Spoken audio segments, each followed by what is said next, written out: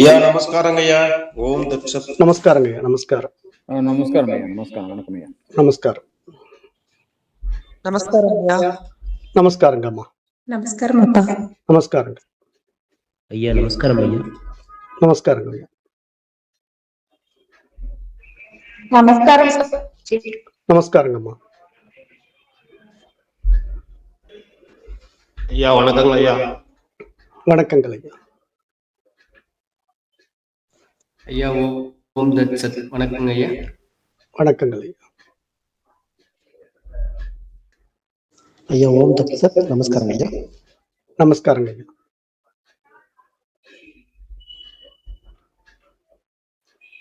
நமஸ்காரம் அப்பா. நமஸ்காரங்க ஐயா. வணக்கம் ஐயா. வணக்கங்கள். வணக்கங்கள். வணக்கம் குருஜி. வணக்கங்கள் அம்மா.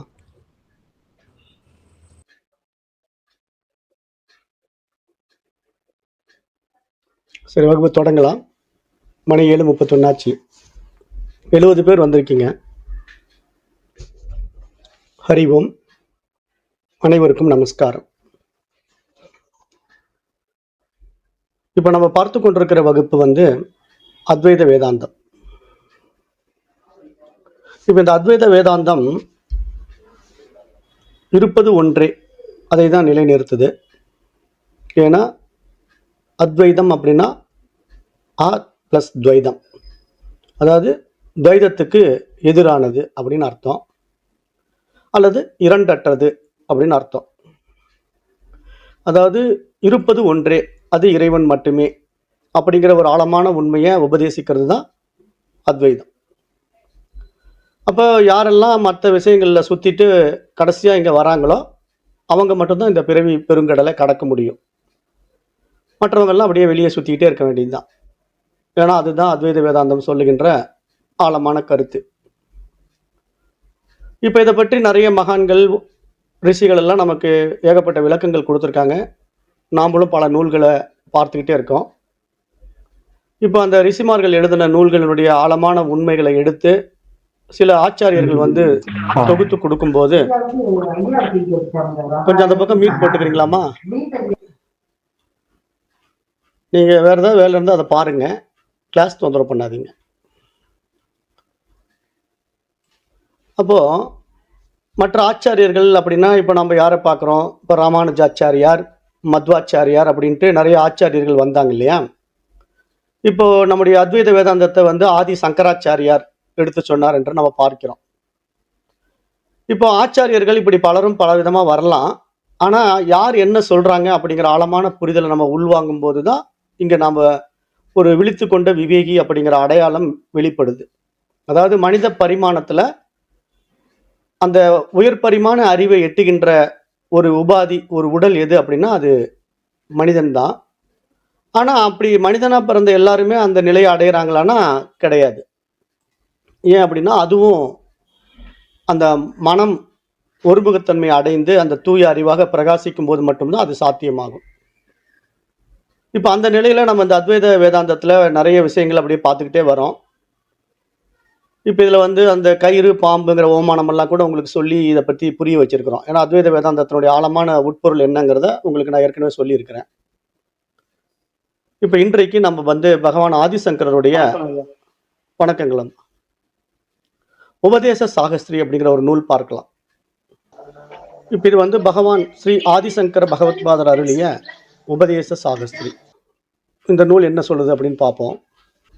இப்போ படிக்கிறேன். இந்த உலக மக்கள் யாவரும் மகிழ்ந்திருக்கவே விரும்புகிறார்கள்.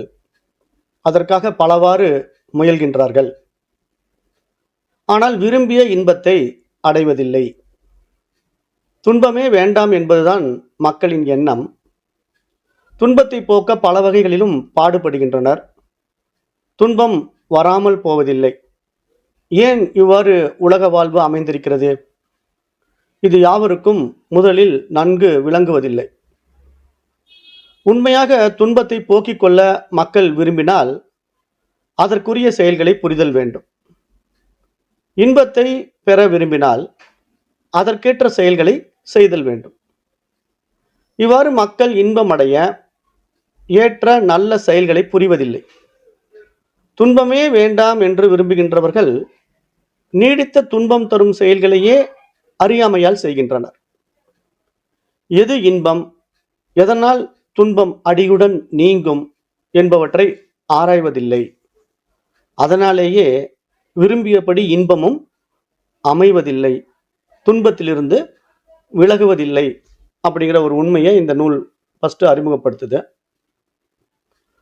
துன்பங்களை வேருடன் களைந்து கொள்ள வழி யாதெனில் அவ்வழி தன்னை உண்மையாக தான் அறிவதே ஆகும். தன்னை உண்மையாக அறிவதென்றால் தன்னுடைய ஸ்வரூபம் எத்தகையது, நான் உண்மையில் யார், இந்த உடம்பா அல்லது பொறிகளா அல்லது மனமா அல்லது புத்தியா அல்லது இவை எல்லாவற்றுக்கும் அப்பாற்பட்டவனா என்று ஆராய்ந்து அறிதல் ஆகும் அப்படிங்கிறது இங்க ஆழமா பேசுது. தன்னை அறியாதவர்கள் கூட உண்டா? யாருமே தம்மை இன்னார் என்று அறிந்துதான் இருக்கிறார்கள் என்று நினைப்பது தவறு. நான் படித்தவன், நான் பணக்காரன், இன்னாரின் புதல்வன், இன்னாரின் தந்தை என்று ஒவ்வொருவரும் அறிந்திருக்கிறார்கள். ஆனால் இந்த அறிவு விபரீத அறிவு. இதுதான் துன்பத்திற்கு காரணம். நான் என்பதை ஒருவாறு மக்கள் அறிந்திருப்பினும் நான் உண்மையில் யார் என்பதை அறியவில்லை. விபரீதமாகவே அறிந்துள்ளார்கள். இந்த விபரீத உணர்வை போக்கி நான் யார் என்பதை விளக்கி தடங்களற்ற இன்பத்தை அளிக்க அவதரித்தவரே ஆதிசங்கர பகவத் பாதராவார். நான் உண்மையில் யார் என்பதை அறிவதே தத்துவ அறிவு. அதுவே துன்பத்தை அடியுடன் நீக்கும் தன்மை வாய்ந்தது. அதுவே வேதாந்தம் என்று அழைக்கப்படுகிறது. தத்துவ அறிவிற்கும் துன்ப நீக்கத்திற்கும் என்ன சம்பந்தம்? தத்துவ அறிவால் எவ்வாறு துன்பம் போகும் என்ற வினா எழலாம். சற்றே ஆராய்ந்து பார்த்தால் இதன் விடை விளங்கிவிடும். மக்களுக்கு துன்பம் வர காரணமாய் இருப்பது உடலே. உடல் இல்லாதவனுக்கு இன்ப துன்பங்கள் இல்லை. உடல் ஏன் வந்தது? அவரவர் செய்த புண்ணிய பாவச் செயல்களால் வந்தது. ஏன் புண்ணிய பாவச் செயல்களை மனிதன் செய்கிறான்? ஆசையால் செய்கிறான். ஆசை ஏன் உண்டாயிற்று? அபிமானத்தால் உண்டாயிற்று. அபிமானம் ஏன் உண்டாயிற்று? அவிவேகத்தால் அது உண்டாயிற்று. அவிவேகம் எதனால் தோன்றியது? அஞ்ஞானத்தால் தோன்றியது. அஞ்ஞானம் என்பது தன்னை அறிந்து கொள்ளாமை. அந்த அஞ்ஞானம் எப்படி உண்டாயிற்று என்று கூற முடியாது. அது அனாதியாக உள்ளது. அது ஞானத்திற்கு எதிராகிய ஒரு சக்தி. அது ஞானத்தால் அழிந்துவிடக்கூடியது. எனவே அஞ்ஞானத்தால் அவிவேகமும், அவிவேகத்தால் அபிமானமும், அபிமானத்தால் ஆசையும், ஆசையால் செயல்களும், செயல்களால் உடலும், உடலால் துன்பமும் ஏற்படுகின்றன. துன்பங்களை அடியோடு நீக்க வேண்டுமானால் எல்லாவற்றுக்கும் அடிப்படையான அஞ்ஞானத்தை அழிக்க வேண்டும். அஞ்ஞானம் மெய்யறிவாலேயே அழியும். எனவே மெய்யறிவே துன்ப நீக்கத்திற்கு ஏற்ற வழி. அப்ப இத்தகைய தத்துவ உபதேசத்தை இறைவன் தட்சிணாமூர்த்தி வடிவாய் அமர்ந்து சனகர், சனந்தனர் முதலிய நால்வருக்கும் மௌனமாக இருந்து கொண்டு உபதேசித்தார். சீடர்களோ நல்ல தகுதி வாய்ந்தவர்கள். எனவே அவர்கள் உபதேசத்தை புரிந்து கொண்டு விட்டனர். ஏனைய மக்களுக்கு அந்த மௌன பாஷை புரியவில்லை. எனவே இறைவர் மௌனத்தை கைவிட்டார். சங்கர குரு வடிவம் கொண்டார். உலக மக்கள் உய்யுமாறு ஏற்ற காலத்தில் பல செயற்கரிய செயல்களை செய்து மக்களின் அறியாமையை போக்கினார். அவருடைய நூல்கள் என்றுமே அழிவுறாத சிரஞ்சீவித்தன்மை வாய்ந்தவை. ஸ்ரீ சங்கர பகவத்பாதர் வேதம், யுக்தி, அனுபவம் இம்மூன்றையும் பிரமாணமாக கொண்டார். 72 வகையான மாறுபட்ட கொள்கைகளை மறுத்து, அதாவது மாறுபட்ட கொள்கைகளை மறுத்து அக்கொள்கைகளை நிலைவாட்டுவதில் மிகச்சிறந்த அறிஞர்களை எல்லாம் தாமே தம் தவற்றினை உணரும்படி செய்தார். முடிவாக அவர் 6 மதங்களை மக்களின் தகுதிகளை முன்னிட்டு நிலைநாட்டினார். அவைகள் சைவ மதம், வைஷ்ணவ மதம், சாக்த மதம், சௌர மதம், வைநாயக மதம், கௌமார மதம் என்பன. இந்த 6 மதங்களும் ஒரே முடிவில் வந்து சேருகின்றன. வழிமுறைகளில் இவைகள் மாறுபட்டனவே அன்றி முடிவான ஒரே கடவுள் என்ற கொள்கையில் இவற்றிற்கு மாறுபாடு இல்லை என்ற கருத்தை ஸ்ரீ பகவத்பாதர் நிலைநாட்டினார். ஸ்ரீ பகவத்பாதர் கூறிய மெய்யறிவே அத்வைதமாகும். எங்கும் நிறைந்த ஒரே சைத்தன்யம் மாயையால் ஜீவன் போல விளங்குகிறது. ஒரே சைத்தன்யமாகிய பிரம்மம் மாயையால் 2 போல விளங்கி மாயை அழிந்த பின் ஒன்றாகவே உள்ளபடி விளங்குகிறது. உண்மையாக ஜீவனும் பிரம்மமும் இரண்டாயிருந்து பிறகு ஒன்றாவது இல்லை. ஜீவன் தன் அறியாமையிலிருந்து விடுதலை பெற்றால் அவனது உண்மை வடிவமே பிரம்மமாகும். அப்ப ஜீவன் தன் உண்மை வடிவை அறிந்து அவ்வடிவாகவே விளங்குவதே ஸ்வரூப ஞானமாகும். அதுவே மெய்யுணர்வு, அதுவே மோட்சம். பெரியோர் அந்த நிலையையே தான் தானாக விளங்கும் நிலை என்பர். ஸ்ரீ பகவத்பாதர் முடிவாக கூறி விளக்கிய மெய்யறிவு பண்பட்ட நல்ல உள்ளத்தினருக்கே புரியும். ஏனையவர்களால் அதை விரைவாக புரிந்து கொள்ளுதல் இயலாது. யாவரும் மெய்யறிவு பெற வேண்டும் என்பதே பகவத்பாதரின் கருணை. அதன் பொருட்டு அவர் உபாசனை முறைகளையும் கர்ம மார்க்கங்களையும் மக்களிடையே போதித்து அவைகள் மன தூய்மையை உண்டாக்குவதன் மூலம் மெய்யறிவு பெற காரணமாகும் என்பதை நிலைநிறுத்தினார். அப்போ மக்கள் மெய்யறிவு பெற்று உய்வதற்காக ஸ்ரீ சங்கர பகவத்பாதர் பல நூல்களை எழுதியுள்ளார். அவற்றுள் சிறுபான்மை நூல்கள் மெய்யறிவுக்கு துணை புரியும் பக்தியை விளக்குகின்றன. பெரும்பாலான நூல்கள் ஆத்ம அறிவை விளக்குவனவாகவே அமைந்துள்ளன. அவைகளை பிரகரண நூல்கள் என அழைக்கப்படும். அது கீதா பாஷ்யம், பிரம்மசூத்திர பாஷ்யம், உபனிஷத் பாஷ்யம் முதலியவைகள் தனிச்சிறப்பு வாய்ந்தவைகள். அவைகள் பிரகரண நூல்களில் அடங்காது. பிரஸ்தான திரயங்கள் என்று அவை கூறப்படும். பகவத்பாதர் இயற்றிய பெரியவையான பிரகரண நூல்களில் உபதேச சாகஸ்ரீ என்ற இந்த நூல் மிகவும் புகழ்பெற்று விளங்கும் நூலாகும். இது வசன நடை வடிவாகவும் செய்யுள் நடை வடிவாகவும் இரு பிரிவாக அமைந்துள்ளது. இரண்டையும் தனித்தனி நூல்கள் என்றே கூறலாம். அவற்றின் அமைப்பு முறை அவ்வாறே உள்ளது. இது பல நூற்றுக்கணக்கான உபதேச கருத்துக்களை கொண்டுள்ளது. சகஸ்ரம் என்ற சொல் 1000 என்ற பொருள் இங்கே தராது. மிக பல என்ற பொருளை இச்சொல் தருகிறது. இவ்வாறு பொருள் கொள்ளுதலே பொருத்தமானது. வசன பகுதியில் 116 பத்திகளும் செய்யுள் பகுதியில் 675 ஸ்லோகங்களும் இந்த நூலில் உள்ளன. வசன பகுதியில் 3 பிரிவுகளும் செய்யுள் பகுதியில் 19 பிரிவுகளும் உள்ளன. ஒவ்வொரு பிரிவும் பிரகரணம் என்ற பெயரை பெற்றுள்ளது. மிக விரிவான முறையில் அத்வைத உண்மையை இந்த நூல் நன்கு விளக்குகிறது. அத்வைத முடிவு பற்றிய பல வினாக்களை எழுப்பி அவற்றிற்கு விடைகளை விளக்குவதன் மூலம் கற்பவர்களின் மனதில் சிறிதும் ஐயம் ஏற்படாதவாறு மெய்யறிவை இது பதிய வைக்கிறது.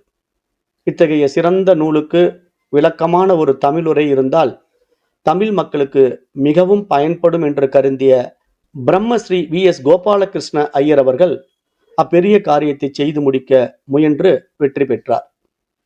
ஸ்ரீ வி.எஸ். கோபாலகிருஷ்ண ஐயர் முறையாக வேதாந்த நூல்களை பிரம்மஸ்ரீ அருணாச்சல சாஸ்திரிகளிடம் பயின்றவர். தம்முடைய குரு காலம் சென்ற பின் அவர் ஆற்றி வந்த வேதாந்த போதனை பணியை பல ஆண்டுகள் தொடர்ந்து நடத்தி அதனால் தூய அறிவு பெற்றவர். குருவின் ஆசிர்வாதங்களும் தாம் பெற்ற அனுபவ உண்மையும் இந்நூலுக்கு உரை செய்வதில் அவருக்கு துணை புரிந்தன. சர் எம்.சி.டி. முத்தைய செட்டியார் ஆண்கள் உயர்பள்ளியில் பல ஆண்டுகள் தலைமை ஆசிரியராக பணிபுரிந்து வந்த அவருக்கு அப்பணியை கடமையுணர்வுடன் நன்கு நிறைவேற்ற இந்த வேதாந்த பொருளின் அனுபவம் உறுதுணையாக இருந்தது. இப்ப நூல் திருத்தமுறை அச்சு வாகனம் ஏறி வெளிவருவதற்கு முன் ஸ்ரீ கோபாலகிருஷ்ண ஐயர் விதேக கைவல்யம் எய்தினார்.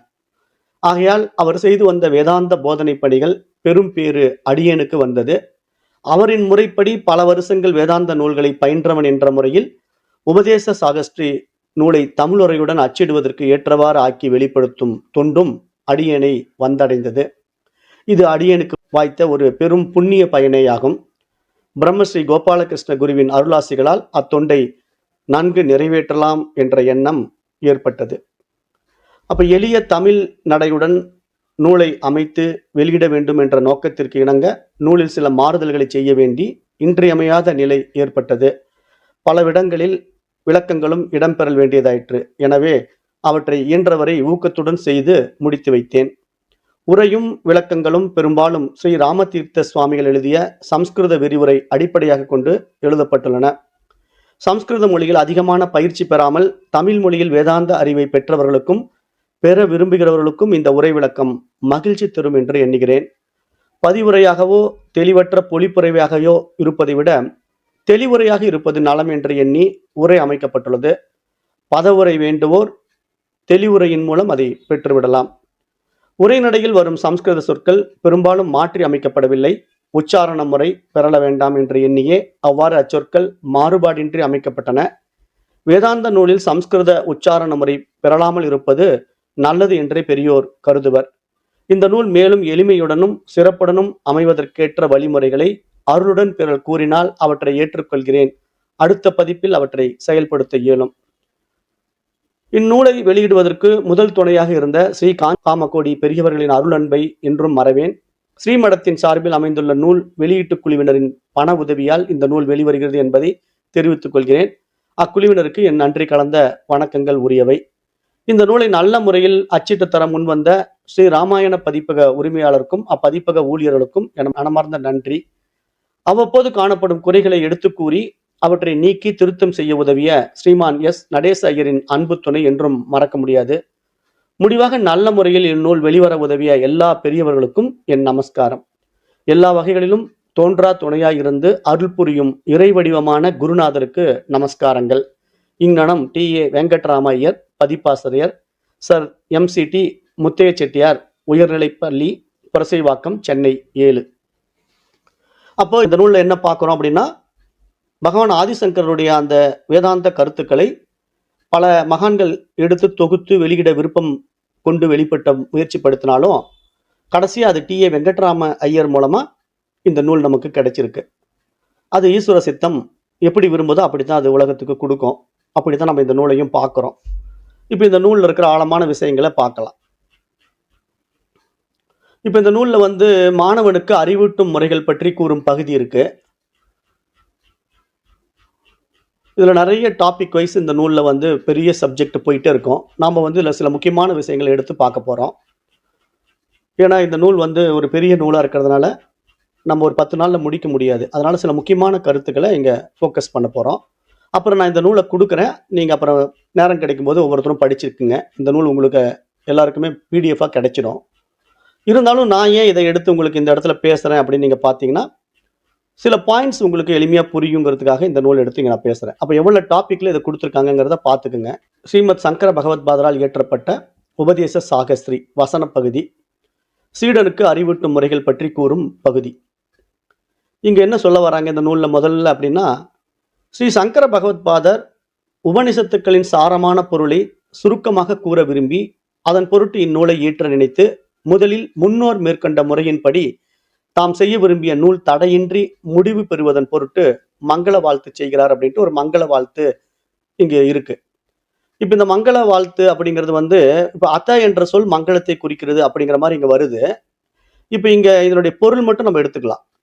அதாவது பல சாஸ்திர நூல்களை விரிவாக செய்த பிறகு மோட்சத்தை மட்டும் விரும்புகின்றவர்களும் அதற்காக மோட்ச சாஸ்திரத்தின் கருத்தை அறிய விரும்புகின்றவர்களுக்கும் நல்ல ஊக்கத்துடன் கூடியவர்களும் ஆகிய மக்களுக்கு உதவுவதற்காக தத்துவமாகிய பிரம்மத்தை அடைவதற்கு கருவியாக இந்த பேரறிவை உபதேசிக்கும் முறையை தெளிவாக சொல்ல போகிறோம் அப்படின்னு இங்க சொல்றாரு. அதாவது விளக்கம் இங்க அப்படிதான் சொல்லப்படுது. அதாவது பிரத்யக் ஆத்மாவிற்கு வேறில்லாத பிரம்மம் இந்த நூலுக்கு விஷயம் என்பது குறிப்பிடப்படுகிறது. அதே மாதிரி இங்க சாதனா என்ற சொல்லால் அறியாமையை மூலமாக கொண்ட சம்சாரத்தின் நீக்கம் பயனாக குறிக்கப்படுகிறது. அப்ப முமுட்சு என்ற சொல்லால் அதிகாரி குறிக்கப்படுகிறான். அப்படின்ற தொடரால் அறிவிப்பது, அறிவிக்கப்படுவது ஆகிய சம்பந்தம் குறிக்கப்படுகிறது. இவ்வாறு அனுபந்த சதுஷ்டயங்கள் கூறப்படுகின்றன என்று நம்ம பார்க்கிறோம். இதெல்லாம் நம்ம வேதாந்த சாஸ்திரம் ஆரம்பத்துல படிக்கும் போதே சாதன சதுஷ்டய சம்பத்தி, அனுபந்த சதுஷ்டயம் என்று நம்ம பார்த்துட்டோம்.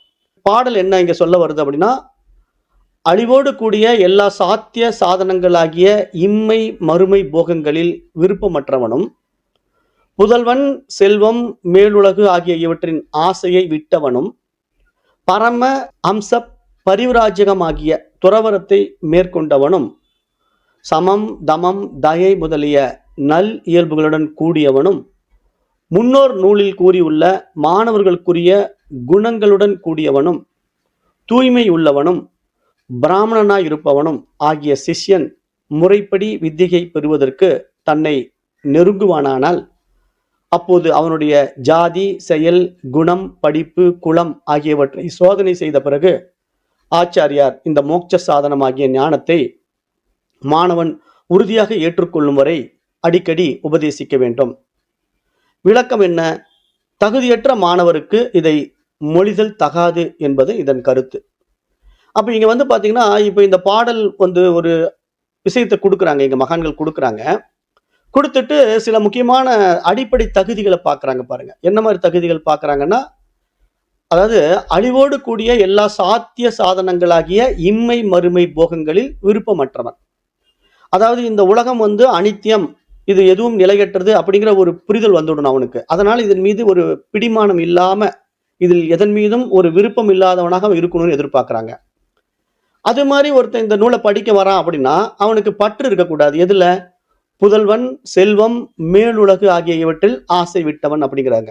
அதாவது இப்ப இந்த வேதாந்த சாஸ்திரத்தை படிக்க வர்றவங்களுக்கு எப்படி உண்மையா இருக்கணும்னு இங்க எதிர்பார்க்கறாங்க அப்படின்னா, இந்த உலகமே மாயை அப்படின்னு புரியாம இருக்கிறவனுக்கு இது புரிய போறது இல்லை. ஆனா அவன் உலக விவகாரத்துக்குள்ள பந்தங்கள்ல மாட்டிக்கிட்டு இருப்பான். இது என்னுடைய குடும்பம், என்னுடைய மனைவி, என்னுடைய குழந்தைகள் அப்படின்னு ஏதேனும் ஒரு பற்று வைத்திருப்பான். அப்படிப்பட்டவன் இங்க இந்த பாடத்துக்கு பயன்பட மாட்டான் அப்படின்னு மகான்கள் சொல்ல வராங்க. அதனாலதான் புதல்வன், செல்வம், மேலுலகு ஆகிய இவற்றில் ஆசை விட்டவன் அப்படின்னு சொல்ல வராங்க. ஏன் அப்படின்னா, இப்ப மேலுலகு மேல் ஏன் ஆசை விட்டவன் அப்படின்னா, இந்த வேதாந்த சாஸ்திரம் என்ன உபதேசிக்குது அப்படின்னா, இங்கு மோட்சம் என்பது எங்க வெளியே போய் அடையிற ஒரு விஷயம் கிடையாது. நிறைய பேர் என்ன புரிஞ்சுக்கிறாங்க, துவைதிகள் இந்த உடம்பை விட்ட பிறகு நான் வைகுண்டம் போக போறேன் அப்படின்னு பெருமாள் பக்தர்கள் சொல்றாங்க. இந்த உடம்பை விட்ட பிறகு நான் கைலாசம் போக போறேன் அப்படின்னு சிவபக்தர்கள் சொல்றாங்க. ஆனா இங்கு கைலாசமும் கிடையாது, வைகுந்தமும் கிடையாது. அப்படி ஒரு மேலுலகம் இல்லவே இல்லை. ஆக இவற்றின் ஆசையை விட்டவனுக்கு தான் இந்த வேதாந்த சாஸ்திரம், அத்வைத வேதாந்த சாஸ்திரம் பயன்பெறும் அப்படிங்கறத இங்க எதிர்பார்க்கிறாங்க. பரமஹம்ச பரிவிராஜகமாகிய துறவரத்தை மேற்கொண்டவனா இருக்கணும், ரொம்ப நல்லது. சமம் தமம் தயை முதலிய நல் இயல்புகளுடன் கூடியவன், முன்னோர் நூலில் கூறியுள்ள மாணவர்களுக்குரிய குணங்கள், தூய்மை, அப்புறம் பிராமணனா இருப்பவன் ஆகிய சிஷ்யன் அப்படி நீங்க சொல்லுறாங்க. அப்ப இங்க பிராமணனா இருப்பவன் அப்படிங்கும்போது நம்ம சாதாரணமா இதை படிக்கிறவங்களுக்கு எப்படி தோணும்? இது ஏதோ பிராமணர்களுக்கே உரித்தானது போல் இருக்கு, சத்திரியனுக்கு ஆகாது போல் இருக்கு, அல்லது வைசியனுக்கு ஆகாது போல் இருக்கு அப்படிங்கிற மாதிரி ஒரு கான்செப்டுக்குள்ள போயிடுவாங்க. ஆனா இங்க என்னன்னா, தன்னை உணரணும் அப்படிங்கிற ஒரு ஆர்வம் முதல்ல வரணும். தான் மட்டும்தான் இருக்கிறேன், இங்க இருப்பது இறைவன் மட்டுமே அப்படின்னு யார் ஒருத்தன் பிரம்மத்தை உணர விரும்புகிறானோ அவன் பிராமணன்.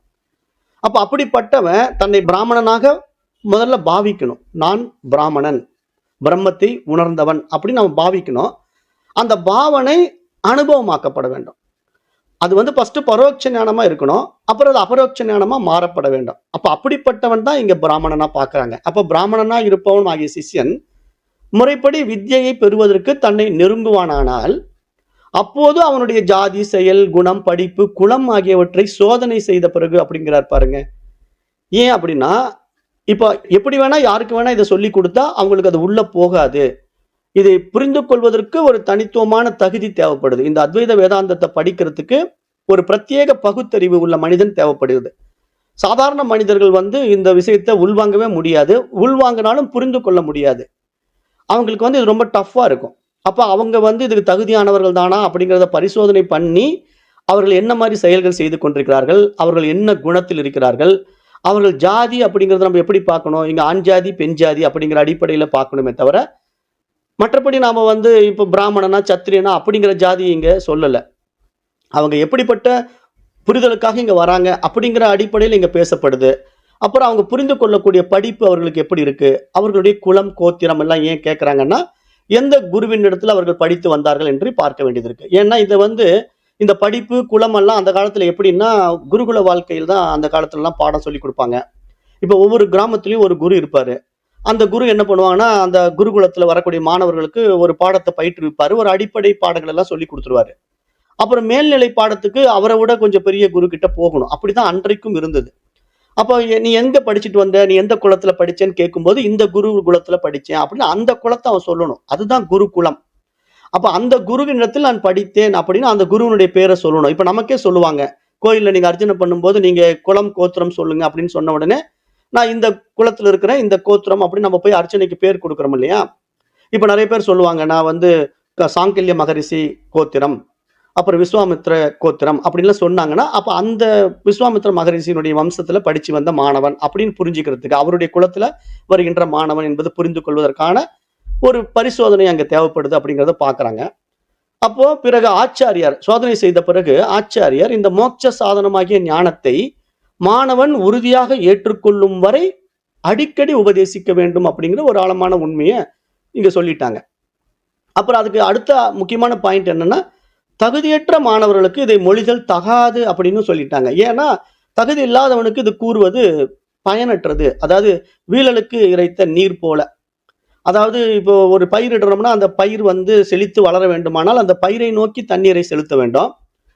தவறுதலாக அந்த பயிருக்கு போகாம தண்ணீரை களை செடிக்கு திருப்பி விட்டுட்டீங்க அப்படின்னா களை செடி நன்கு வளரும், பயிர் வாடி போயிடும். அப்ப அது மாதிரி இங்க உயரிய ஞான விஷயங்களை உண்மையான சாதகனுக்கு, இதை உணர வேண்டும் என்று விரும்புகின்ற உத்தம சாதகர்களுக்கு கொடுக்கணுமே தவிர சும்மா உபயோகம் இல்லாதவர்களுக்கு உதவாக்கரைகளுக்கு இதை கொடுத்தோம் அப்படின்னா இதனுடைய வேல்யூ தெரியாம அவர்கள் அதை அலட்சியப்படுத்துவார்கள், உதாசீனப்படுத்துவார்கள். அது இந்த சாஸ்திரத்துக்கும் குருவுக்கும் இழுக்கு என்று அந்த காலத்துல பார்க்கிறார்கள், பார்த்து கொண்டிருக்கிறார்கள் என்று இங்க நீங்க புரிந்து கொள்ள வேண்டும்.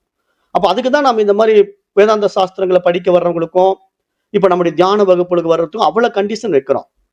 ஏன்னா நிறைய பேர் அதை ஒபே பண்றதே கிடையாது. அதாவது அது என்னமோ ஒரு பொழுதுபோக்கு சாதனம் மாதிரி வந்துட்டு போறாங்க. ஆன்லைன்ல கொடுக்குறோம் அப்படிங்கிறத அலட்சியப்படுத்துறாங்க. இருந்தாலும் இதை எப்படியாவது இந்த சமுதாயத்தை கொண்டு போய் சேர்த்தணும் அப்படிங்கிறதுக்காக நம்ம முயற்சி எடுத்து இதை கொடுத்துட்டு இருக்கோம் அப்படிங்கிறதையும் புரிஞ்சுக்குங்க.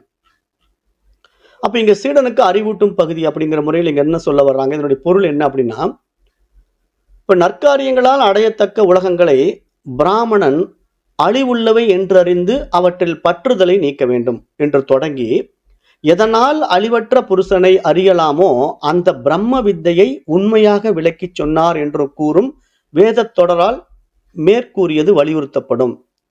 நன்றாக ஏற்றுக்கொள்ளப்பட்ட வித்தையையே ஒருவனுக்கு மோட்சத்தை தரும்.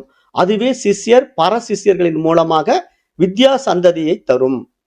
அப்ப நதியை தாண்ட விரும்புகிறவனுக்கு ஓடம் உதவுமோ அவ்வாறு மக்களின் நன்மையின் பொருட்டு வித்யா சந்ததி உதவும். அப்ப குருவானவர் முன் சொன்ன முறைப்படி தன்னை நெருங்கிய மாணவனுக்கு இதை கூற வேண்டுமே அல்லாமல் தன் லாபத்தை எண்ணியோ வேறு காரணத்தாலோ இதை கூறல் தகாது. செல்வம் நிறைந்ததும் கடல் சூழ்ந்ததும் விசாலமானதும் ஆகிய பூமியை ஒருவன் குருவுக்கு அளித்தாலும் அதற்காக இந்த வித்தையை உபதேசித்தல் தகாது என்று வேதம் கட்டளையிடுகிறது. அப்ப இந்த இடத்துல பாருங்க, குரு எப்படி இருக்க வேண்டும் அப்படிங்கிற ஒரு ஓமானத்தையும் இங்க முக்கியப்படுத்துறாங்க. ஏன்னா இப்போ பணத்தாசை பிடித்த குரு கிட்ட போயிட்டீங்கன்னா எவ்வளவு கொடுத்தாலும் அவருக்கு பத்தாது இல்லையா, கொடுத்துக்கிட்டே இருக்கலாம். அதுதான் இங்க சொல்லுவாங்க பாருங்க, செல்வம் நிறைந்ததும் கடல் சூழ்ந்ததும் விசாலமானதும் ஆகிய பூமியை ஒருவன் குருவுக்கு அளித்தாலும் அதற்காக இந்த வித்தையை உபதேசித்தல் தகாது. அப்ப பொருளாசைக்காக இந்த வித்தையை கொடுக்க கூடாது என்று வேதம் கட்டளையிடுகிறது. அப்ப குரு மூலம்தான் இதை பெற வேண்டும். ஆனால் குரு மூலம்தான் இதை பெற வேண்டும். தானாகவே நூல்களை கொண்டும் யுக்திகளை கொண்டும் இந்த அறிவை பெறல் முடியாது. ஆச்சாரியனை அடைந்தவன் அறிவான். ஆச்சாரியனிடமிருந்து அறிந்த வித்தையை பயன் தருவதாகும். ஆச்சாரியனே நாணமாகிய ஓடத்தால் பிறவிக் கடலின் மறுகரையை அடைவிப்பவன் என்ற வேத மொழியினாலும் தத்துவத்தை அறிந்த ஞானிகள் உனக்கு நாணத்தையே உபதேசிப்பார்கள் என்பது போன்ற ஸ்மிருதிகளின் மொழிகளாலும் நுட்பமான இந்த ஆத்மாவை தன் புத்தி திறமையால் மட்டும் அறிதல் முடியாது என்பது விளங்கும். ஒரு தடவை உபதேசித்தாலேயே ஞானம் உறுதியாகி விடுமே, ஏன் அடிக்கடி உபதேசிக்க வேண்டும் என்றால்? கேள்வி. பொருள்: ஞானத்தை உபதேசித்த பிறகு சிஷ்யன் அதை நன்கு ஏற்றுக்கொள்ளவில்லை என்பதை அடையாளங்களால் அறிந்து உள்ளபடி அதை அறியாததற்கு காரணமான அதர்மம், உலக ஈடுபாடு, கட்டுப்பாடற்ற ஒழுக்கம், அழியும் பொருள், அழியா பொருள் ஆகிய இவற்றை அறிவதற்குரிய கேள்வி அறிவு பெறாமை, மரியாதையும் புகழும் பெற விரும்பி பிறருக்கு ஏற்றவாறு நடித்தல், ஜாதியிலும் குலத்திலும் அபிமானம் கொள்ளல் முதலியவற்றை நீக்குவதன் பொருட்டு அவற்றிற்கு எதிரிடையானவையும் வேதங்களிலும் ஸ்மிருதிகளிலும் சொல்லப்பட்டவைகளுமாகிய சினமின்மை முதலிய நல்ல பழக்கங்களையும், அகிம்சை முதலிய அடக்கங்களையும், ஞானத்திற்கு விரோதமில்லாத நியமங்களையும் மற்றும் உள்ள நல்ல உபாயங்களையும் மேற்கொள்ள செய்ய வேண்டும். அப்ப இங்க இந்த கேள்வி என்ன சொல்ல வருது? ஒரு தடவை உபதேசித்தாலே ஞானம் உறுதியாக விடமே, ஏன் அடிக்கடி உபதேசிக்க வேண்டும் அப்படின்னா, இங்கே நாம் செய்கின்ற தவறுகள் சுட்டி காட்டப்படுகிறது. அதாவது ஏன் நம்மால் அதை தொடர்ந்து அந்த நிலையில் நிற்க முடியல அப்படின்னா, அதர்ம வழியில சிலர் போவதற்கும், உலகத்தின் மீது ஈடுபாடு, கட்டுப்பாடற்ற ஒழுக்கம், அழியும் பொருளின் அழியா பொருள் ஆகியவற்றிற்கான வித்தியாசம் புரியாமை, புகழுக்கும் பெருமைக்கும் ஆசைப்படுவது, அதுக்கு ஏற்றவாறு நடிப்பது, அப்புறம் ஜாதியிலும் குலத்திலும் அபிமானம் கொள்வது. இப்ப இந்த இடத்துல நீங்க இந்த ஜாதியும் குலத்திலும் அபிமானம் கொள்வது அப்படிங்கிறது ஒரு தவறுங்கிறத சுட்டி காட்டுறாங்க. ஆனா அங்க பாத்தீங்கன்னா ஜாதியை கேட்கறாங்க. அப்ப இந்த இடத்துல நீங்க என்ன புரிஞ்சுக்கணும்? அந்த ஜாதி இந்த ஜாதி அப்படிங்கிறதுக்கு வித்தியாசம் என்னன்னா, அங்க படிக்க வருகின்றவன் ஆண் ஜாதியா பெண் ஜாதியான்னு பார்த்து சொல்லி கொடுப்பாங்க. ஆனா இங்க நம்மால் ஏற்று வைக்கப்பட்ட ஜாதி குலத்துல அபிமானம் கொள்ளக்கூடாது. அது ஏன்னா பொதுவாகவே இங்க ஜாதி குலம் அப்படிங்கறத எந்த அடிப்படையில ஆண் ஜாதி பெண் ஜாதி மட்டும் பார்க்கறாங்க அப்படிங்கிறது மட்டும் இல்ல, உயர்ந்தவன் தாழ்ந்தவன்கிறத நம்ம முன்னோர்கள் எப்படி பார்த்தாங்க அப்படிங்கறத நீங்க இங்க முக்கியமா புரிஞ்சுக்கணும் அப்படின்னு நினைச்சீங்கன்னா, ஔவையாருடைய பாடல் ஒரு ஓமானம். அது நான் திருப்பி ஞாபகப்படுத்தினேன். ஜாதி இரண்டொழிய வேறில்லை சாற்றுங்கால், நீதி வலுவா நெறிமுறையில், இட்டார் பெரியோர் இடாதார் இழிகுலத்தோர், பட்டாங்கில் உள்ளபடி. அவை பிராட்டி சொல்றாங்க, ஜாதி ரெண்டே ரெண்டு ஜாதி தான் இருக்கு, ஜாதி இரண்டொழிய வேறில்லை. அப்படி என்ன ஜாதி ரெண்டு ஜாதி இருக்கு? இட்டார் பெரியோர் இடாதார் இழிகுலத்தோர்.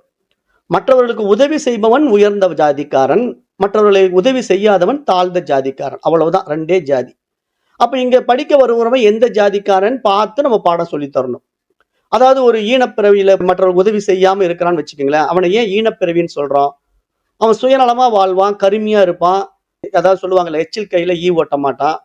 ஏன்னா எச்சில் கையில ஈ ஓட்டினா ரெண்டு சாதம் செதறிடும், அது அந்த ஈ நெக்கிடும், அது கூட சாப்பிடக்கூடாது அப்படிங்கிற கெட்ட புத்தி உள்ளவெல்லாம் இருப்பான். அவனுக்கெல்லாம் இந்த மாதிரி பாடம் கொடுக்கவும் முடியாது, புரியவும் புரியாது. அப்ப இங்க உண்மையா உயர்ந்த ஜாதி அப்படின்னு நம்ம யாரை பார்க்கிறோம்னா, மற்றவர்களுக்கு உதவி செய்ய வேண்டும் என்ற உயரிய எண்ணம் கொண்டவர்களை ஜாதியில சேர்த்திக்கணும். அவங்கள மாதிரி இருக்கிற ஆட்களை தான் நம்ம ஜாதியில உயர்ந்த ஜாதின்னு சொல்லணும். மற்றபடி பிறப்பால் பிராமணனோ சத்திரியனோ அல்லது வைசியனோ அப்படிங்கிற ஜாதி எடுத்துக்க கூடாதுங்கிறது இங்க சொல்றாங்க. ஜாதியிலும் குலத்திலும் அபிமானம் கொள்ளல் முதலியவற்றை நீக்குவதன் பொருட்டு அவற்றிற்கு எதிரிடையானவையும் வேதங்களிலும் ஸ்ருதிகளிலும் சொல்லப்பட்டவைகளுமாகிய சினமின்மை முதலிய நல்ல பழக்கங்களையும், அகிம்சை முதலிய அடக்கங்களையும், நாணத்திற்கு விரோதமில்லாத நியமங்களையும் மற்றும் உள்ள நல்ல உபாயங்களையும் மேற்கொள்ள செய்ய வேண்டும் அப்படின்னு பாக்குறாங்க. அப்போ இவ்வாறு ஞான தடங்கல்களை நீக்கி ஞானம் வருவதற்கான காரணங்களை கூற வேண்டும் என்பதை கீழ்வரும் தொடர் குறிக்கும் அப்படின்னு சொல்லிட்டு ஒரு உபனிஷத் மந்திரம் எடுத்து சொல்லிட்டு, ஞானம் வருவதற்கு காரணமான அகங்காரமின்மை முதலிய நல்ல குணங்களை மேற்கொள்ளுமாறு கூற வேண்டும். அப்ப ஞானம் வரணும் அப்படின்னா முதல்ல அடக்கம் வரணும், பணிவு வரணும். ஏன்னா நம்ம வேதாந்த சாஸ்திரம் படிக்க வரும்போது நம்ம முதல்ல எதிர்பார்க்கறது என்ன? வித்யா ததாத்தி வினயம். அதாவது ஒரு கல்வியை நீ கற்றுக்கொள்ள வர வேண்டுமானால் அங்கு பணிவு அடக்கம் வந்தால் தான் நீ அந்த கல்வி கற்றுக்கொள்வதற்கு தகுதி. ஆனா அந்த கல்வியை கற்றுக்கொள்வதனால உனக்கு அகங்காரம் வந்து விட்டா அது கல்வியே கிடையாது அப்படின்னு நம்முடைய வேதாந்த சாஸ்திரம் புரிய வைக்குது. அப்ப ஒரு தடவை கேட்டவுடன் ஞானம் வந்து விடாது. கேட்ட பின் சிந்தனை செய்ய வேண்டும், பிறகு நிதித்தியாசனம் செய்ய வேண்டும். அதாவது அதை தான் நம்ம சிரவணம் மனனம் நிதித்தியாசனம்னு சொல்றோம். அப்ப வித்யை பயனை கொடுக்கும் நிலையை அடைந்த போதுதான் அது உறுதியான வித்யை எனப்படும். ஆகையால் ஐயமும் திரிபுமின்றி பயன் தரும் வரையில் மாணவனுக்கு உபதேசம் செய்ய வேண்டும் என்பது விளங்கும். அப்ப ஒரு குருவனுடைய வேலை என்ன அப்படின்னா, அவனுக்கு சந்தேகமே இருக்கக்கூடாது அந்த பாடத்துல. அவ்வளவு தெளிவா அவனை திருத்தி அவனுக்கு சந்தேகங்களை நீக்கி அவன் அதுல தெளிவா நிக்கிற மாதிரி அவனை தயார்படுத்த வேண்டியது குருவனுடைய கடமை. அப்ப அந்த குரு என்ன பண்ணுவார்னா, மீண்டும் மீண்டும் பல வகைகள்ல அவனுக்கு உபதேசம் பண்ணிக்கிட்டே இருப்பார். இப்படி புரிஞ்சுக்கிறானா, அப்படி சொன்னா புரிஞ்சுக்கிறானா அப்படின்னு மாத்தி மாத்தி ஏதாவது ஒரு வகையில் அவனுக்கு கொடுத்து கொடுத்து அவனை புரிய வச்சு அவனை ஒரு தகுதியான மாணவனாக, ஒரு தகுதியான சிஷ்யனாக உருவாக்கி விடுவார் குரு என்று நம்ம பார்க்கிறோம். அப்போது குருவின் லட்சணம் இப்ப கூறப்படுகிறது. அது என்ன அப்படின்னா, ஆச்சாரியனோ ஊகம் முதலியவற்றுடன் கூடியவனாயும் முறையே குருவினிடமிருந்து பயின்றவனாயும் இம்மை மறுமை இன்பங்களில் ஈடுபாடு இல்லாதவனாயும் எனவே எல்லா விதமான கர்மங்களின் பயனை விட்டவனாயும் பிரம்மத்தை அறிந்தவனாயும் அதிலே நிலைத்த தன்மை உடையவனாயும் உள்ளொன்றும் புறமொன்றும் அற்றவனாயும் தம்பம் முதலிய தீய குணங்கள் அற்றவனாயும் பிறர்க்கு உதவுது ஒன்றையே வாழ்வு பயனாக எண்ணுபவனாயும் மாணவனுக்கு தான் கற்றதை அளிக்க விரும்புகிறவனாயும் இருக்க வேண்டும் அப்படின்னு குருவினுடைய லட்சணத்தை இங்க சொல்றாங்க. அதாவது குரு எப்படி இருக்கணும்? ஆச்சாரியன் என்பவன் ஊகம் முதலியவற்றுடன் கூடியவனாயும், அதாவது ஒரு ஊகித்து அதுக்கு சரியான விளக்கம் கொடுக்கக்கூடிய ஒரு புத்திசாலியா இருக்கணும். அப்படி இருக்கிற அந்த ஆச்சாரியன், அந்த குரு தானே கற்றுவிட்டவனாக இருக்க முடியாது. அவன் முறையாக ஒரு குருவினிடம் பயின்றவனாக இருக்க வேண்டும். ஏன்னா ஒவ்வொருத்தரும் என்ன சொல்லுவாங்கன்னா, நானே குருவாயிட்டேன், எனக்கு புக்கெல்லாம் படிச்சுட்டேன், எனக்கெல்லாம் புரிஞ்சு போச்சு, நான் இதை உலகத்துக்கு உபதேசம் பண்றேன் அப்படின்னு வந்துட்டாங்கன்னா அது அவங்களுடைய பரோட்ச ஞானம் தானே தவிர அவங்க அனுபவ அறிவில் அந்த விஷயத்தை உலகத்துக்கு கொடுக்க முடியாது. அப்ப நிறைய பேர் இன்னைக்கு வந்து குருவாகத்தான் விரும்புறாங்களே தவிர சிஷியனாக யாருமே விரும்பல. இன்றைய நடைமுறையில பாக்குறோம். இப்ப நீங்க எப்படி எல்லாருமே குருவாக விரும்புறாங்க அப்படின்னு நான் ரொம்ப பேசிக்கா சொல்லணும் அப்படின்னா, இந்த வாட்ஸ்அப் சோசியல் மீடியாவே போதும். இந்த வாட்ஸ்அப் சோசியல் மீடியாவை நீங்க எடுத்துக்கிட்டீங்கன்னா, ஒருத்தன் ஒரு விஷயத்தை காப்பி அடிச்சு மெசேஜா பேஸ்ட் பண்ணுவான். அது ஒரு 10 பேருக்கு மெசேஜ் ரீச் ஆகும். உடனே இவன் பார்த்துட்டு என்னமோ இவனே அதை பயங்கரமா கண்டுபிடிச்ச மாதிரியும் இவன் 10 பேருக்கு அதை ஃபார்வர்ட் பண்ணுவான். அந்த 10 பேர் இன்னொரு 10 பேருக்கு ஃபார்வர்ட் பண்ணுவான். அப்ப என்னன்னா, இவன் ஏதோ ஒரு விஷயத்தை கண்டுபிடிச்சிட்டான், அது இவனுக்கு பிடிச்சிருக்கு, அதை 10 பேருக்கு கொண்டு போய் சேர்த்தணும். அப்ப இவனுக்கு பிடிச்ச விஷயங்களை 10 பேருக்கு கொடுக்க பார்க்கறான். அந்த இடத்துல இவன் குருவா அவனை பார்த்துக்கிறான். நான் கொடுக்கறதுனால இவன் மாற போறான், நான் கொடுக்கறதுனால உலகத்தை திருத்த போறேன் அப்படின்னு நினைச்சுக்கிறான். அப்படிதான் எல்லாரும் குருவாக ஆசைப்படுறாங்க. ஆனா அப்படி குரு இல்லை. இங்க சாஸ்திரம் என்ன சொல்லுதுன்னா, உண்மையான ஆச்சாரியன் குரு அப்படிங்கிறவன் சரியான அந்த குருவின் இடத்துல அந்த வித்தையை கற்று இருக்க வேண்டும். அப்பொழுது மட்டும்தான் அவன் அந்த உண்மையை உலகத்துக்கு கொடுக்க முடியும். அப்பதான் சிஷியனை சரியாக வழி நடத்த முடியும். இல்லைன்னா இவன் ஃபார்வேர்டு பண்ணிட்டு இருக்கான்னு வச்சுங்களேன். ஒரு விஷயத்த வந்து இப்ப வாட்ஸ்அப்ல வர்றதை வந்து அவனுக்கு ஃபார்வேர்ட் பண்றான், அவனுக்கு அது புரியாது, அவன் இன்னொருத்தனுக்கு ஃபார்வேர்ட் பண்றான். ஆனா எவனோ ஒருத்த விவரம் தெரிஞ்சவன் இது யார் ஃபார்வேர்டு பண்ணான்னு அவனை கூப்பிட்டு கேட்டா அவன் பதில் சொல்ல முடியாது. அவன் என்ன சொல்லுவான் தெரியுமா? இதை பத்தி எனக்கு தெரியாதுங்க, ஆனா நல்லா இருக்குது, அதனால நான் உங்களுக்கு அனுப்பிச்சேன். சரி, உங்களுக்கு யார் அனுப்பிச்சா? எனக்கு இவர் அனுப்பிச்சாரு. சரி, அவரை கூப்பிட்டு கேளுங்களேன், இது யார் சொன்னாரு? அவரை கூப்பிட்டு கேட்டா அவர் எனக்கு யாரும் அனுப்பிச்சாருங்க, நான் உங்களுக்கு அனுப்பிச்சேன். இப்படிதான் போகும். அப்ப இப்படியா ஒரு கல்வியை நம்ம மற்றவர்கள் கொடுக்க முடியும் அப்படின்னு கேட்டா அப்படி கொடுக்க முடியாது.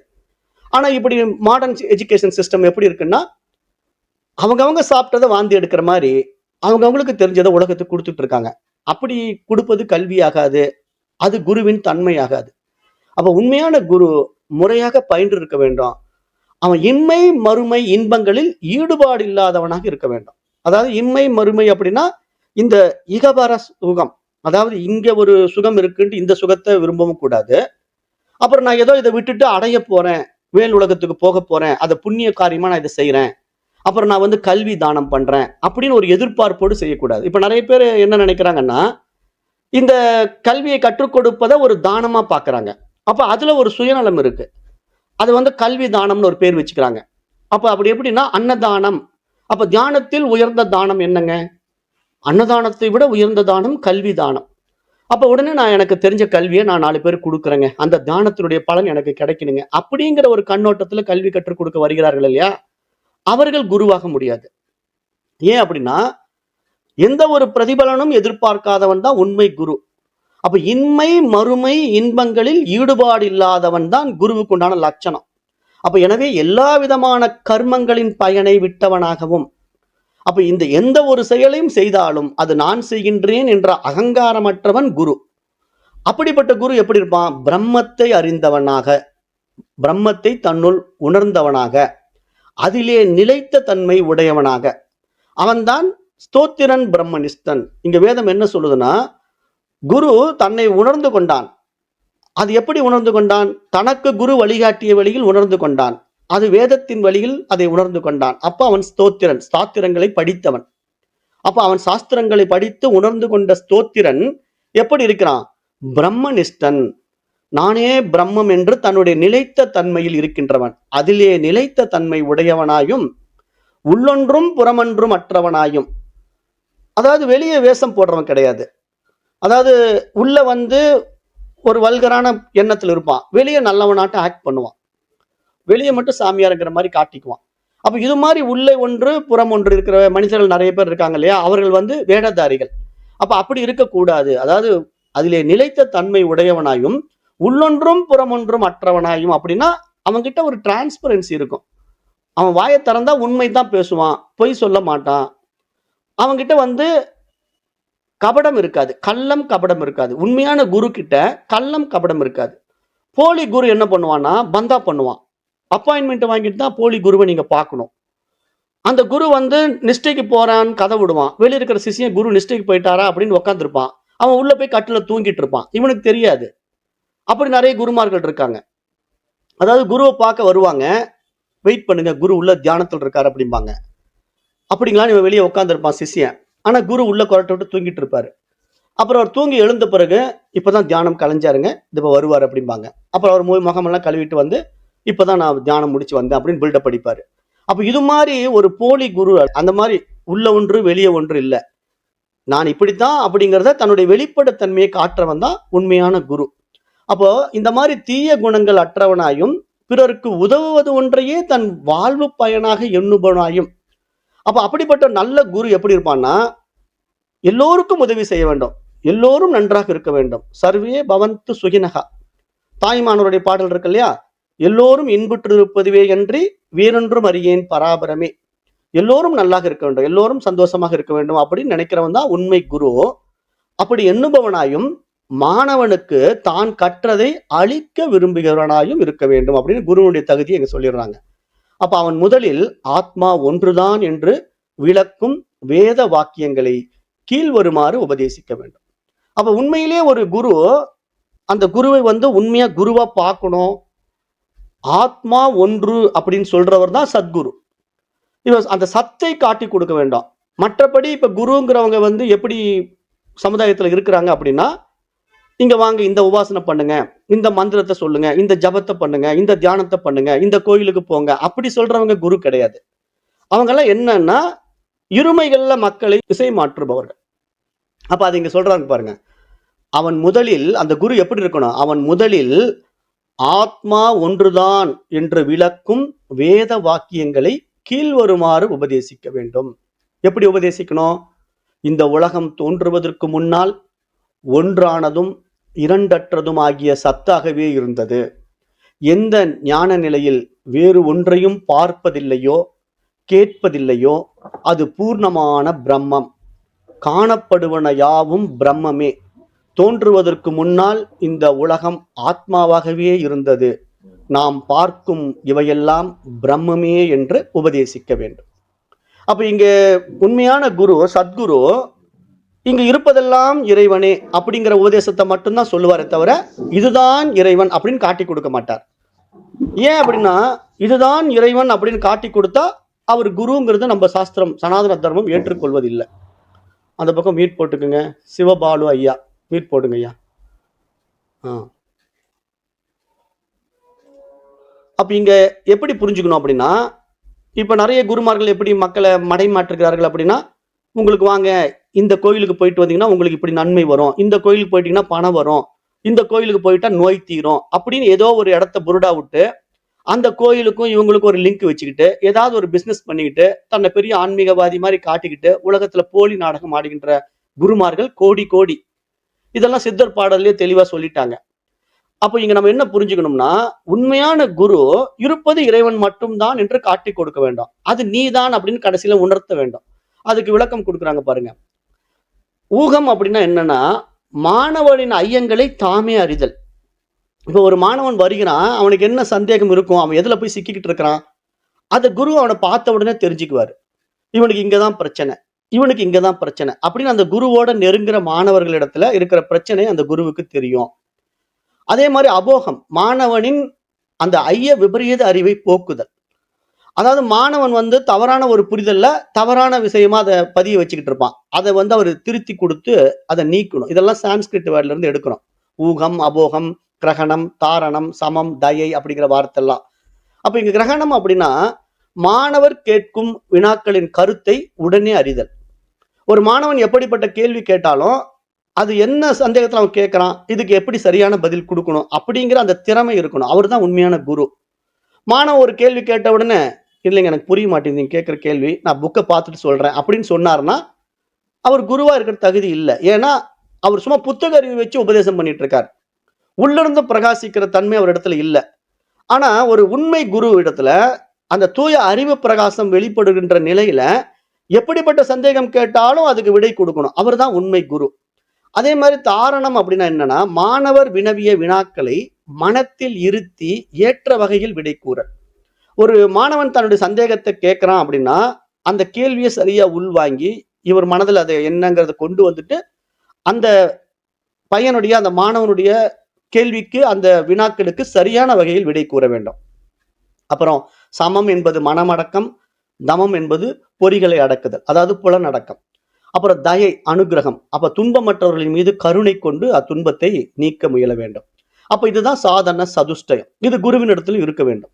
அப்ப தம்பம் தன்னை தர்மவான் என்று பறைச்சாட்டி கொள்ளுதல், தர்ப்பம் மதம் கொண்டிருத்தல், குஹகம் பிறரை ஏமாற்றல், சாட்டியம் கொடுங்குணம், மாயா பிறரை மயங்கச் செய்வது, அகங்காரம் தேகாபிமானம், மமத்துவம் எனது என்ற ஆசை, மாச்சரியம் குணங்களை குற்றமாக கூறல், அன்றுதயம் பொய் பேசுதல். அப்ப இது மாதிரி சில விஷயங்கள் எல்லாம் விட்டு விட வேண்டும். ஏன்னா இதெல்லாம் வந்து குருவினிடத்தில் இருக்கவே கூடாது. இதெல்லாம் தவறான விஷயங்கள். இது என்னுடையது, எனது அப்படிங்கிற அகங்காரம், தேக அபிமானம், அப்புறம் அவன் இப்படி இவன் இப்படிங்கிற மற்றவர்களை குணங்களை குற்றம் கூறுவது, பொய் பேசுவது, அப்புறம் மதம் பிடிச்சு திரிகிறது, அதாவது ஜாதி மதம் போன்ற அபிமானங்கள்ல சுத்திக்கிட்டு இருக்கிறது, அப்புறம் தன்னை பெரிய ஒரு தர்மவான் மாதிரி காட்டிக்கிறது, இதெல்லாம் வந்து ஒரு உண்மையான குருவின் இடத்துல இருக்காது. இப்படி எல்லாம் ஒருத்தர்கிட்ட இருக்குன்னா அவன் உண்மையான குரு கிடையாது அப்படின்னு இங்க சொல்லிடுது. அடுத்த கேள்வி கேட்கிறாங்க, பிரம்மம் என்பது யாது, அது ஒன்றுதான் என்று எங்கனம் அறியப்படுகிறது அப்படின்னு ஒரு கேள்வி கேட்ட உடனே அதுக்கு விளக்கம் கொடுக்குறாங்க. அதாவது குரு உபதேசித்த பின் பிரம்மத்தின் லட்சணத்தை பின்வரும் வேத மொழிகளால் போதித்த வேண்டும். எப்படின்னா, எந்த ஆத்மா பாவமற்றதோ 3 நிலைகளுக்குள்ளும் சாட்சியா அதுவே பரமாத்மா. அப்ப இங்க நீங்க என்ன புரிஞ்சுக்கணும்னா, இப்ப வந்து ஒருத்தன் பாவம் புண்ணியம் அப்படின்னு ஒரு விஷயத்துல இருக்கிறான்னு வச்சுக்கோங்களேன். நாம என்ன சொல்றோம், அவன் ஒரு பாவப்பட்ட ஜீவன்ங்க, அவன் ஒரு பாவப்பட்ட ஆத்மா அப்படின்னு சொல்றோம் இல்லையா? அது ஏன் அப்படி சொல்றோம், பாவப்பட்ட ஆத்மா பாவப்பட்ட ஜீவன்ட்டு? புரியாததுனால. ஆனா உண்மையில ஒரே ஆத்மா தான் இருக்கு. அப்ப அந்த ஒரே ஆத்மாவிடத்துல பாவமும் இல்லை புண்ணியமும் இல்லை. அதை பற்றவே முடியாது. பாவ புண்ணியத்தை ஆத்மாவை பற்றவே முடியாது. அதை இங்க புரிய வைக்கிறாங்க. எந்த ஆத்மா பாவமற்றதோ 3 நிலைகளுக்கும் சாட்சியோ. எந்த 3 நிலைகளுக்கும்?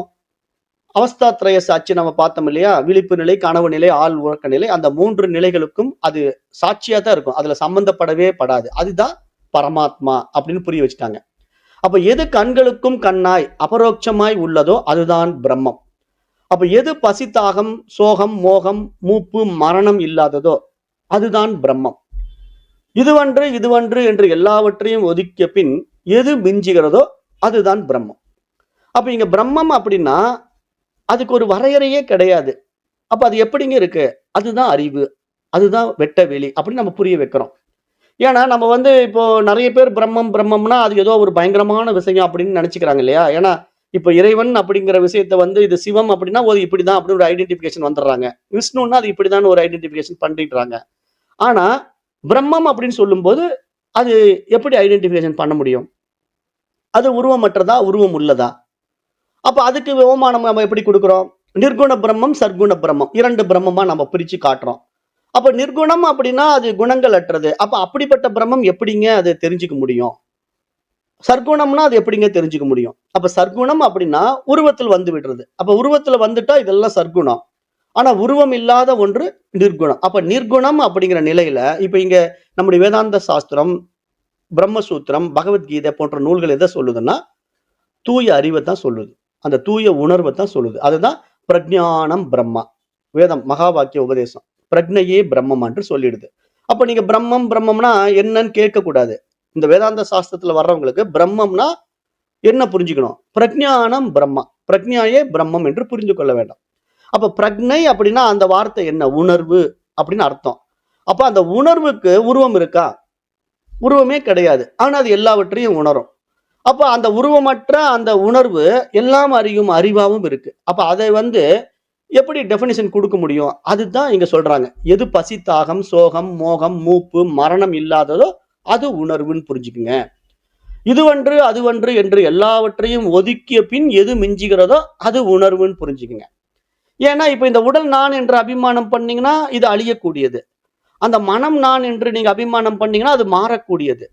ஆனா உணர்வுல எந்த மாற்றமும் கிடையாது. அப்போ எது ஸ்தூலம் அன்றோ, எது அணுவும் அன்றோ அது பிரம்மம். அப்ப இந்த ஆத்மா இதுவன்று இதுவன்று என்று விளக்கி அறிய வேண்டிய பொருள்.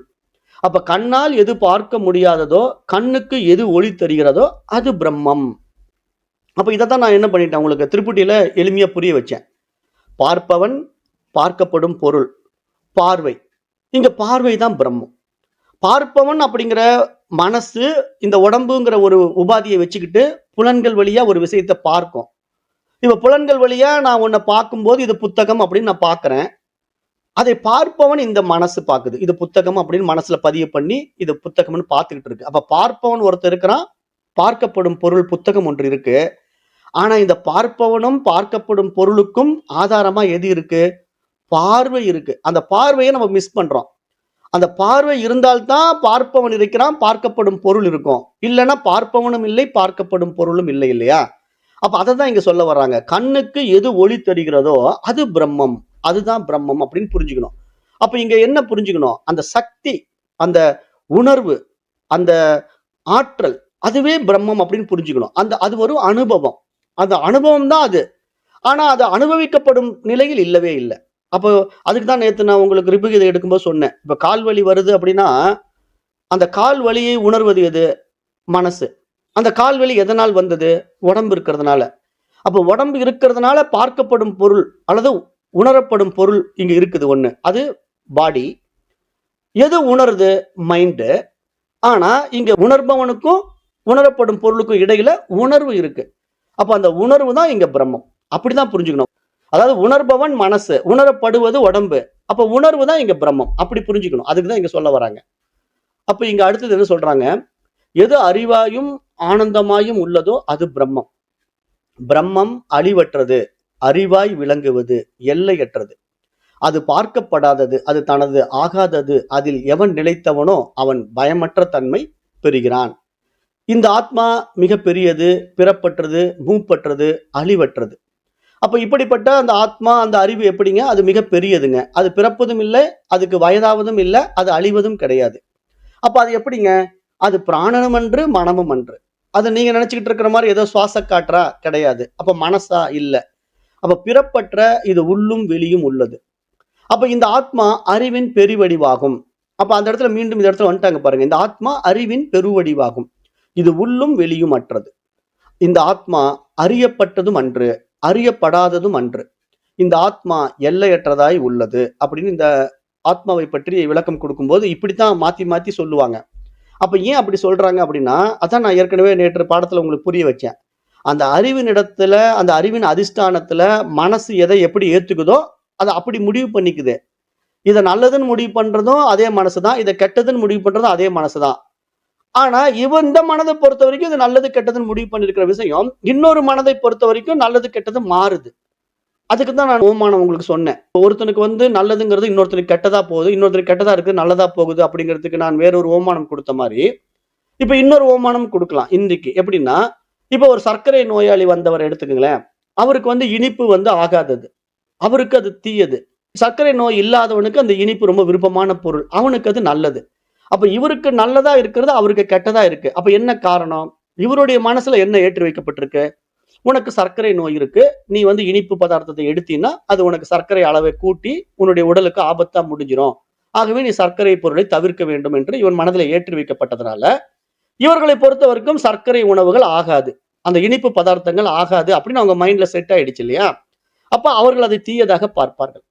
ஆனா இவருக்கு சர்க்கரை நோய் எல்லாம் கிடையாது. அப்ப இவர் என்ன பண்றாரு? இனிப்பு பதார்த்தம் பார்த்த உடனே எனக்கு விருப்பமான இனிப்புன்னு சொல்லி எடுத்து சாப்பிடுறாரு. அப்ப இவருக்கு விருப்பமானது அவருக்கு விருப்பம் இல்லை, அவருக்கு விருப்பம் இல்லாதது இவருக்கு விருப்பமாக இருக்கிறது. அப்ப இந்த இரு வேறுபாடுகள் எதனால? மனதினால, ஏற்றி வைக்கப்பட்ட எண்ணத்தினால.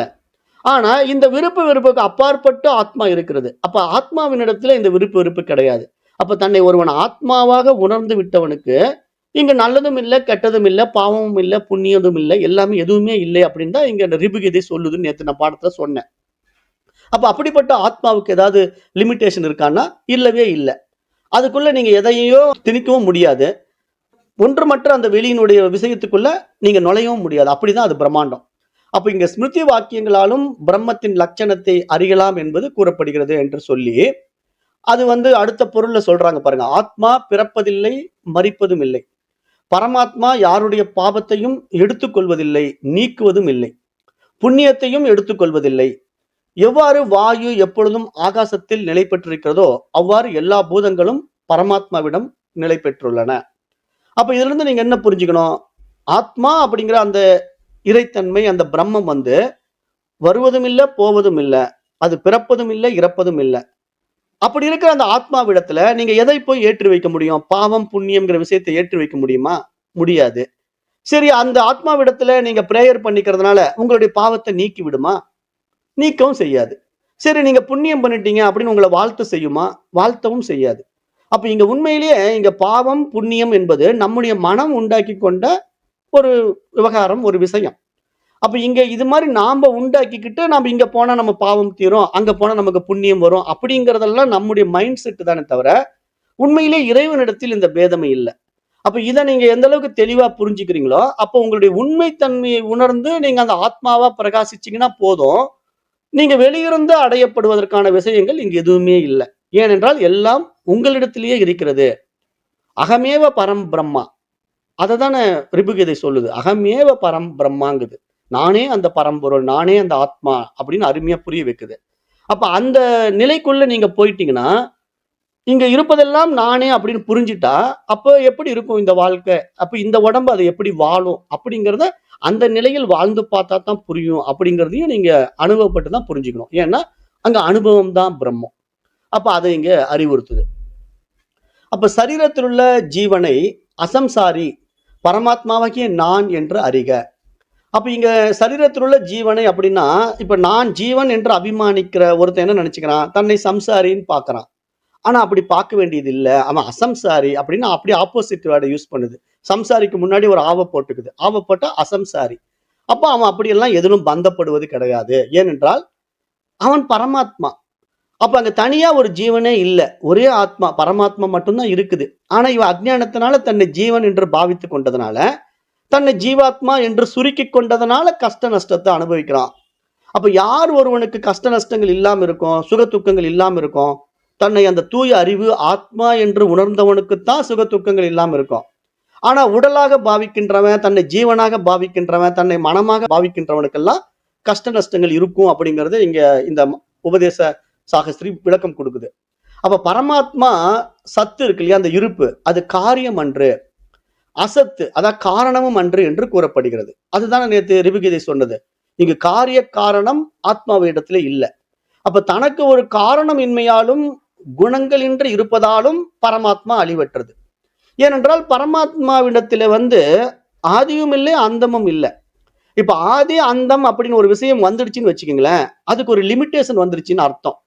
அப்ப லிமிட்டேஷன் வந்தா அது பிரம்மமாக இருக்க முடியாது. ஏன்னா அது ஒரு இடத்துல அடங்கிடுது. லிமிட்டேஷன்னால ஒரு இடத்துல அடங்கிடுது இல்ல, அடங்கிட்டா அது எப்படி இறைவனாக இருக்க முடியும்? அப்ப அதனால இறைத்தன்மையை பொறுத்த வரைக்கும் இப்ப நீங்க ஒரு எல்லையை நிர்ணயிக்க முடியாது. அதனாலதான் வெட்ட வெளித்தன்மைக்கு எல்லை இல்லைன்னு நம்ம சொல்றோம். இப்ப இந்த வெட்ட வெளி இந்த இடத்துல தொடங்குதுங்க, அண்டார்டிகாவில தொடங்கிங்க, இங்க ஐரோப்பாவில முடியுது அப்படின்னு நீங்க சொன்னீங்கன்னா அப்போ ஒரு லிமிட்டேஷன் வந்துடுது அந்த வெட்ட வெளிக்கு. அப்ப அது எப்படி பிரம்மமாக இருக்க முடியும்? அப்ப அதை அளந்துட முடியும். அந்த அண்டார்டிகாவுக்கும் ஐரோப்பாவுக்கும் உண்டான இடைவெளியை நீங்க அளந்துட்டீங்கன்னா ஒரு லிமிட்டேஷனை அளந்துட முடியும். அப்படி அளக்கவே முடியாது. ஏன்னா அது தொடக்கமும் இல்லை, முடிவும் இல்லை, ஆதியும் இல்லை, அந்தமும் இல்லை. அப்படிதான் இறைவன் இருக்கிறார், அப்படிதான் பிரம்மம் இருக்கிறது. ஏனென்றால் அது மட்டுமே இருக்கிறது, அதுதான் சத்து அப்படின்னு நீங்க சாஸ்திரம் புரிய வைக்குது. அப்போ அப்படி சொல்லும்போது தனக்கு ஒரு காரணம் இன்மையாலும் குணங்களின்றி இருப்பதாலும் அந்த பரமாத்மா அழிவற்றதாக இருக்கிறது. அப்ப எல்லா பூதங்களிலும் சமமாய் இருக்கின்றது. மாறுதல் இல்லாமல் இருக்கும் பரமாத்மாவை சரம் அக்ஷரம் ஆகிய இவற்றிற்கு பரமாத்மா வேறான உத்தம புருஷன் அப்படின்னு இங்க புரியுது.